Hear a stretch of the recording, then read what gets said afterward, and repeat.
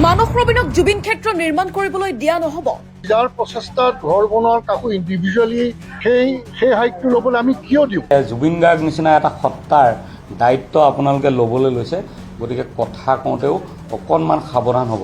প্ৰাঞ্জল শইকীয়া বনাম মানস ৰবিন। কাইলৈ 6 মাহ হ'ব। আপোনালোকৰ কমিটিখন গঠন কৰাও বহুদিন হ'ল। 6 মাহত কিন্তু আপোনালোকৰ না অফিচ এটা হ'ল, না আপোনালোকক কিবা ফাণ্ড দিলে। জুবিন ক্ষেত্ৰক লৈ আৰম্ভ বিতৰ্ক, জুবিন ক্ষেত্ৰ নিৰ্মাণক লৈ সংঘাত। প্ৰাঞ্জল শইকীয়াৰ মন্তব্যৰ পাছতে জাঙুৰ খাই উঠিছে লাখ লাখ জুবিন অনুৰাগী। নিজৰ প্ৰচেষ্টাত ঘৰ বনোৱাৰ কাকো ইণ্ডিভিজুৱেলি সেই হাইটটো ল'বলৈ আমি কিয় দিওঁ? ইণ্ডিভিজুৱেলি বহুতে কৰিব লাগে। জুবিন গাৰ্গ চৰকাৰী নহয়, ৰাইজৰহে। জুবিন গাৰ্গ চৰকাৰী নহয়, জুবিন গাৰ্গ ৰাইজৰহে। কথা কওঁতে অকণমান সাৱধান হ'ব।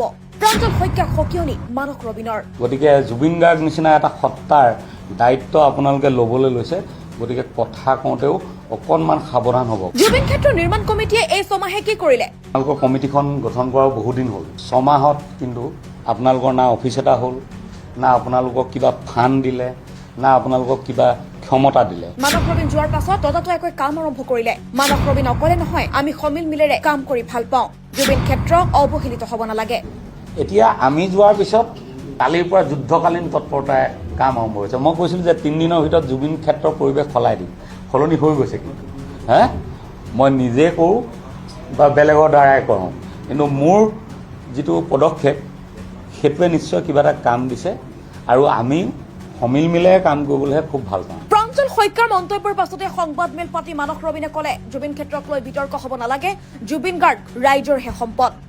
জুবিন গাৰ্গ ক্ষেত্ৰক লৈ অনাহুত বিতৰ্ক হোৱাটো আচলতে কোনো এগৰাকী অনুৰাগীয়ে নিবিচাৰে। কিন্তু এতিয়া দেখিবলৈ পোৱা গৈছে, মুষলধাৰ বৰষুণৰ পাছত যেতিয়া জুবিন ক্ষেত্ৰত বহু অনুৰাগীয়ে দিয়া উপহাৰ নষ্ট হৈ গৈছিল, অক্ষয় বন্তি নুমাই গৈছিল, গৰিমা শইকীয়া গাৰ্গে নিজে গৈ তিৰপাল তৰিবলগীয়া হৈছিল, তাৰ পাছতে মানস ৰবিনে উপস্থিত হৈ ইয়াৰ সাময়িক সকাহ হিচাপে জুবিন ক্ষেত্ৰ নিৰ্মাণ কৰাৰ কথা কৈছিল। কিন্তু তাৰ পাছতে ইয়াৰ বিৰোধিতা কৰি প্ৰাঞ্জল শইকীয়াই মন্তব্য কৰিছিল, মানস ৰবিনক ব্যক্তিগতভাৱে জুবিন ক্ষেত্ৰ নিৰ্মাণ কৰিবলৈ দিয়া নহ'ব। তাৰ পাছতে দিছপুৰ প্ৰেছ ক্লাবত সংবাদ মেল দি স্পষ্টীকৰণ দিলে মানস ৰবিনে। মানস ৰবিনে কৈছে যে জুবিন গাৰ্গ ক্ষেত্ৰ নিৰ্মাণ কমিটিয়ে এই 6 মাহেনো কি কৰিলে।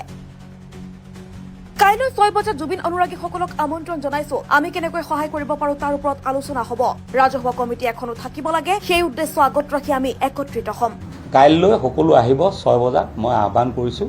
আমি সকলো তাতে লগ হ'ম, লগ হৈ এটা সিদ্ধান্ত ল'ম। এইখিনি কথাকে সংবাদ মাধ্যমৰ জৰিয়তে মই জনালোঁ, আৰু কোনো ধৰণৰ কনফ্লিক্ট বিতৰ্ক হ'ব নালাগে। জুবিন গাৰ্গ ৰাইজৰ সম্পদ। আমি সকলো অসমৰ যিমান জাতি জনগোষ্ঠী ধৰ্ম ভাষা আটাইবোৰ মানুহে, আনকি অসমৰ যিমান গছ নদী পৰ্বত পাহাৰ সকলোৱে আমি জুবিন গাৰ্গক আৱৰি ৰাখিম। এই প্ৰতিজ্ঞাৰে আমি কাইলৈ লগ হ'ম। আনহাতে ছচিয়েল মিডিয়াত প্ৰাঞ্জল শইকীয়াক তুলাধনা জুবিন অনুৰাগীৰ। জুবিন গাৰ্গৰ মৃত্যুৰ 6 মাহৰ পাছত অহা বৰষুণজাকে উদঙাই দিছিল অৱহেলিত জুবিন ক্ষেত্ৰৰ এখন দুখ লগা ছবি। এজাক বৰষুণত তিতি গৈছিল প্ৰাণৰ শিল্পীজনলৈ বিভিন্ন প্ৰান্তৰ পৰা অহা অনুৰাগীয়ে আগবঢ়োৱা উপহাৰসমূহ। তাৰ এদিন পাছতে গৰিমা গাৰ্গে নিজেই জুবিন ক্ষেত্ৰত আনি দিছিল ত্ৰিপাল। সেই দৃশ্যই সকলোকে কন্দুৱাই গৈছিল। তাৰ ঠিক এদিন পাছতেই জুবিন ক্ষেত্ৰ নিৰ্মাণৰ বাবে আগবাঢ়ি আহিছিল মানস ৰবিন। কিন্তু সেই কথাতেই গা জ্বলিছিল প্ৰাঞ্জল শইকীয়াৰ। জুবিন ক্ষেত্ৰ নিৰ্মাণ কমিটিত থাকিও 6 মাহে কুম্ভকৰ্ণ নৃত্যত থকা এইজন অভিনেতা হঠাতে সাৰ পাইছে। অহংকাৰ আৰু দম্ভত শইকীয়াই কি ক'লে শুনকচোন। নিজৰ প্ৰচেষ্টাত ঘৰ বনোৱাৰ কাকো ইণ্ডিভিজুৱেলি সেই হাইটটো ল'বলৈ আমি কিয় দিওঁ?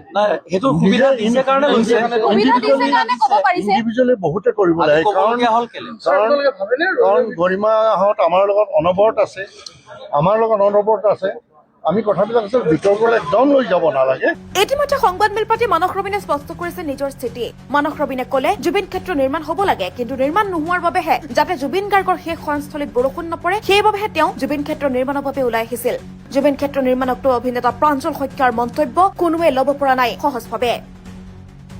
আমাৰ জ্যেষ্ঠ অভিনেতা প্ৰাঞ্জল শইকীয়া ডাঙৰীয়াই বৰ অদ্ভুত ধৰণৰ কথা এটা কৈ দিলে।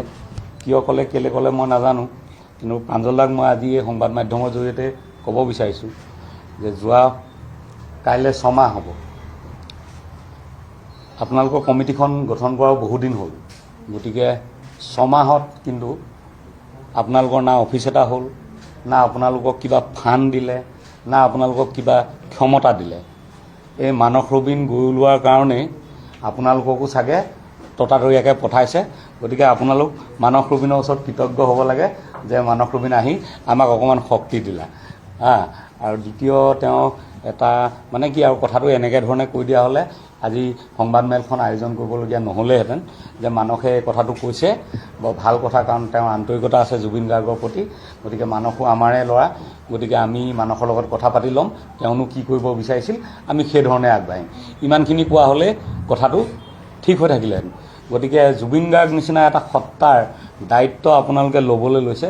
গতিকে কথা কওঁতেও অকণমান সাৱধান হ'ব, কাৰণ সময়টো খুব চেঞ্চিটিভ।